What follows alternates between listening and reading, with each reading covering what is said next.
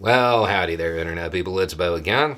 So, today we are going to talk about Manchin and justice, but probably not the kind you're thinking about, and Hills in West Virginia, and the intersection of ideological thought and pragmatic political reality, because we're all about to get a lesson in it. In case you missed the news, Senator Manchin has decided he is not going to run for re-election. Now, over the years, people who are progressive have looked at Senator Manchin with, for lack of a better word, just absolute disdain.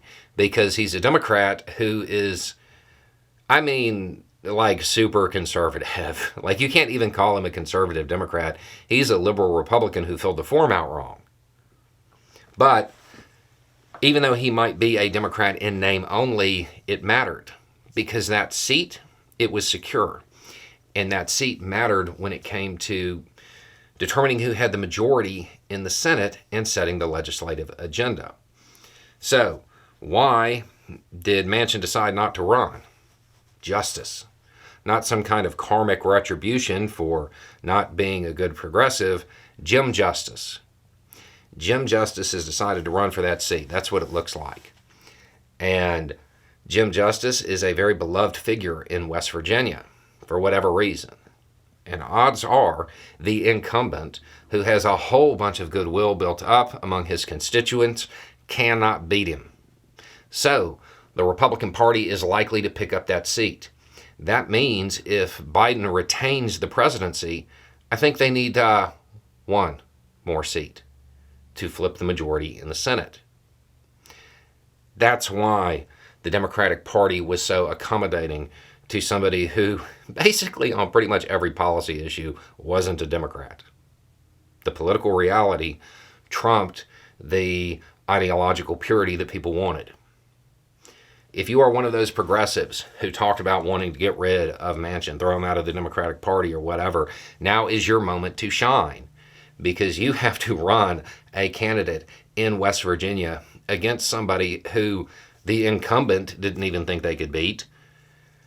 And if you want them to be progressive, you got to start working on that right now, because they can't be the kind of progressive that people wanted.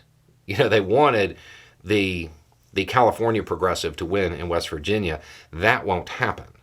It's just not in the cards. What could win would be a progressive who is a union progressive, the kind of progressive that talks about how bad the coal bosses are. That kind of progressive, the working class progressive. Now, they may hold all of those other progressive ideas, but they had better keep them to themselves during this election. Because if it comes out, they won't win. Political reality versus ideological thought. So that's what's going on, and there are a whole lot of people who have that opportunity right now to kind of showcase it. The intersection there. Political reality, ideological purity. It's always a bumpy one. The one in West Virginia, it is downright dangerous.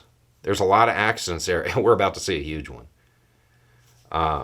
This made every Senate race across the country that much more important. Because realistically, this is pretty much a guaranteed Republican win. It is incredibly unlikely that anybody is going to be able to beat Justice. Now, I believe the only type of candidate that has a chance is a rural, working class progressive that really talks about those values. Maybe has a chance. But even that's slim. Nobody else is... Anybody else that plans on running, I would save your filing fee. It's going to be hard, and if you are one of those people who was dead set on ideological purity and talked about how it was possible to get that kind of candidate in West Virginia, now is your moment to shine. Show the country that it can be done, because if it can be done there, it can be done anywhere. So that's where we're at. That's the news. And Senator Manchin deciding that he is not going to run is one of those cases where, well, be careful what you wish for. because it just got a whole lot harder for the Democratic Party to retain control of the Senate. Anyway, it's just a thought. Y'all have a good day.